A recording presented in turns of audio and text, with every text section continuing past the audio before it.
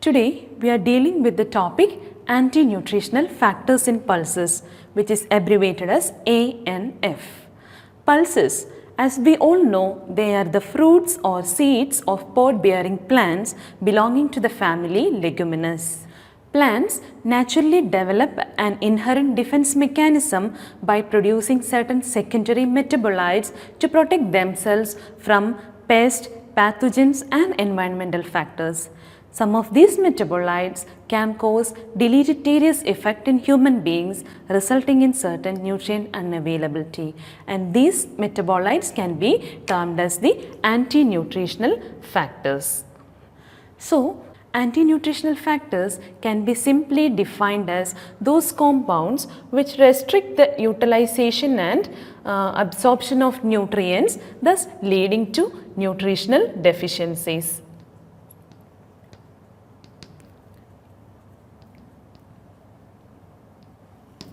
Pulses, as we all know, they are good sources of protein, carbohydrates, vitamins, minerals and anti-nutritional factors. Certain studies says these anti-nutritional factors, on one hand, they restrict the uptake of nutrients,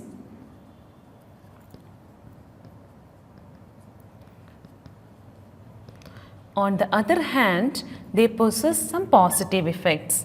Certain studies says that they possess hypocholesterolemic effect,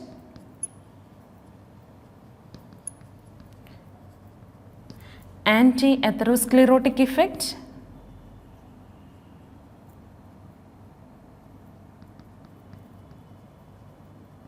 and even anti-cancerous effect. So, traditional cooking methods like fermentation, germination, milling, dehusking, etc. removes majority of these anti-nutritional factors. But the modern technological advancements like fractionation, ultrafiltration extraction, extrusion technologies has modulated these anti-nutritional factors into functional foods or nutraceutical ingredients. Based on the heat sensitivity, anti-nutritional factors can be classified into two. First is the heat stable anti-nutritional factors. Heat stable anti-nutritional factors are those which are stable at higher temperature. Example, saponins, phytic acid, alkaloids, etc. The second group is the heat labile anti-nutritional factors, which means these anti-nutritional factors disintegrate at higher temperature. Example, lectins, goitrogens, etc. Anti-nutritional factors in pulses vary from pulse to pulse, variety to variety, and it even depends upon the processing method and the storage of each pulses. We will learn about each individual anti-nutritional factors that are present in pulses. First one is the trypsin inhibitors.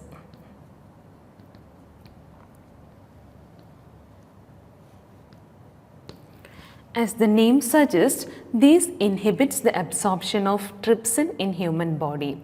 They are the proteins that inhibit the activity of trypsin in gut and also interfere with certain other dietary proteins. These trypsin inhibitors also hinder with the release of essential amino acid methionine in the human body. They are generally heat labile and moist cooking methods like pressure cooking can destroy them. Autoclaving at 120 degrees Celsius for 15 to 30 minutes can destroy all the trypsin inhibitors present in pulses.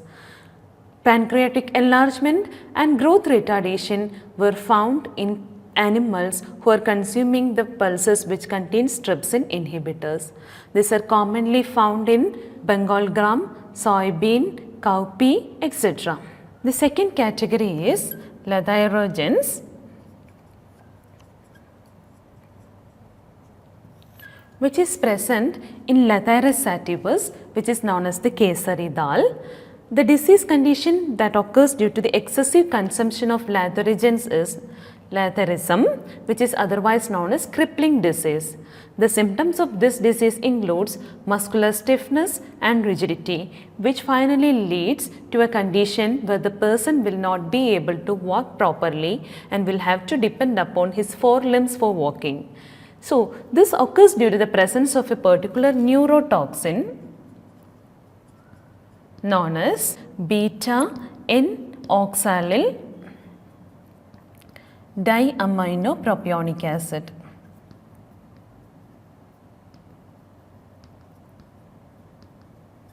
The presence of this neurotoxin can lead to paralysis and ultimately death. The process like parboiling and steeping can prevent the presence of this neurotoxin in pulses. Have you ever seen soap-like formation in pulses? It is due to the presence of another anti-nutritional factors known as saponins. This is mainly present in soybean. The presence of the saponins causes nausea and vomiting.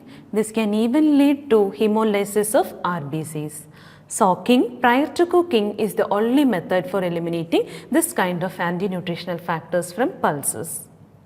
The fourth one is hemagglutinins.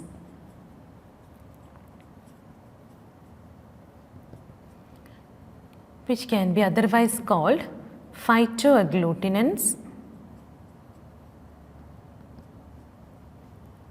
or lectin.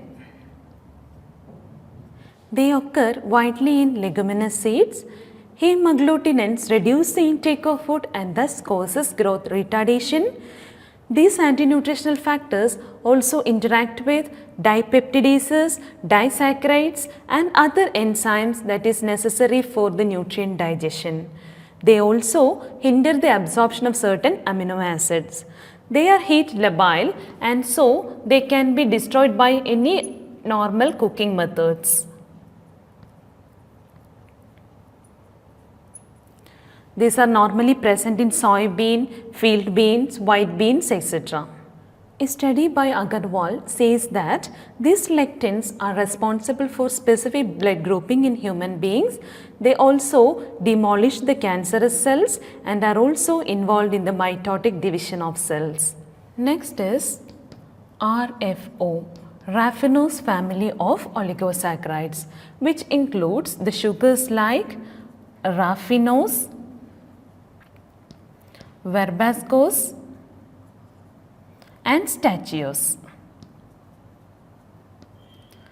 These are the sugars which are commonly present in pulses, and these sugars when present in the large intestine causes flatulence which is unacceptable.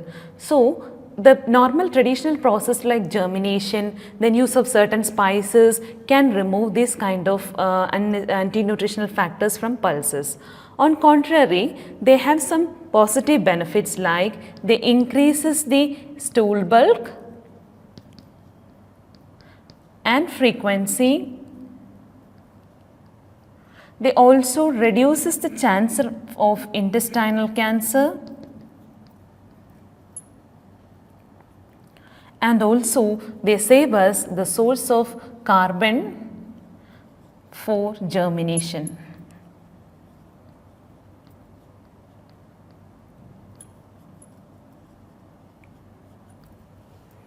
Next one is the phytates.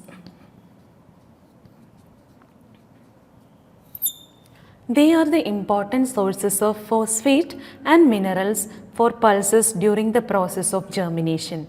But these phytates, they combine with iron, zinc, magnesium and calcium in the digestive tract and thus causing the deficiencies resulting in multi-mineral deficiency. The processes like addition of enzyme phytase or germination process can remove these phytates from pulses. They have another important positive property, that is the antioxidant property, and they are also anti-cancerous. Next is tannins. They are polyphenolic compounds which are commonly present in the seed coat of pulses. These tannins hinder with the absorption of iron and B vitamins. They also bind with proteins and makes them unavailable. Tannins interfere with the digestive protein trypsin and alpha amylose, resulting in the indigestibility of this protein trypsin and carbohydrates. Tannins, as said before, are present in the seed coat of the pulses. So, removing the seed coat is the best option for preventing these anti-nutritional factors in pulses. This is commonly seen in pulses like soybean, red gram, black gram, etc. Next is goitrogens.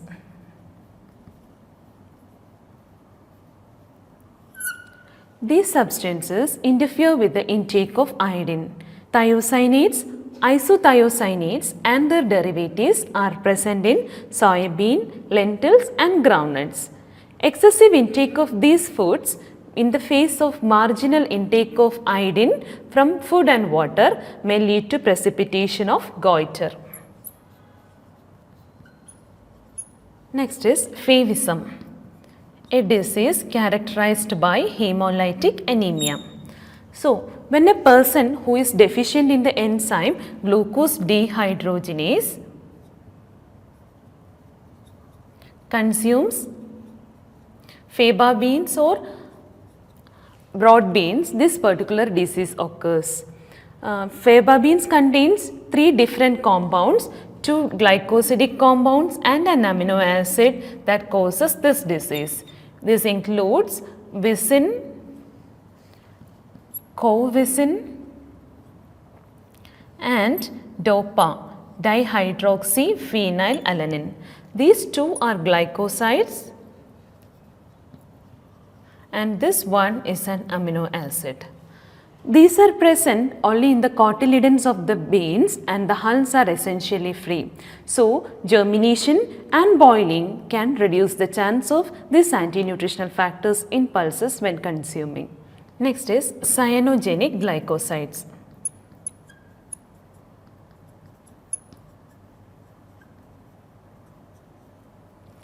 Cyanogenic glycosides yields hydrocyanic acid upon hydrolysis by the enzymes present in the foodstuffs. This causes cyanide poisoning by interfering with the tissue respiration. Cyanide contained in the range of 10 to 20 milligram per 100 gram is considered as safe. The green pot shells of rajma contain slight amount of cyanides. Many pulses other than lima beans contain cyanides within this safe limit. Now we have discussed about numerous anti-nutritional factors in pulses, certain methods to eliminate them.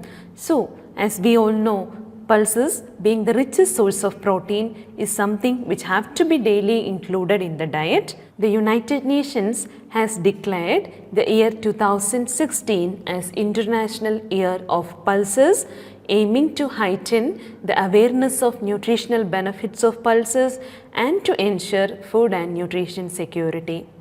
Pulses, they are also the best choice for the people, especially of developing countries where they are relying only on plant sources for meeting their nutritional requirements.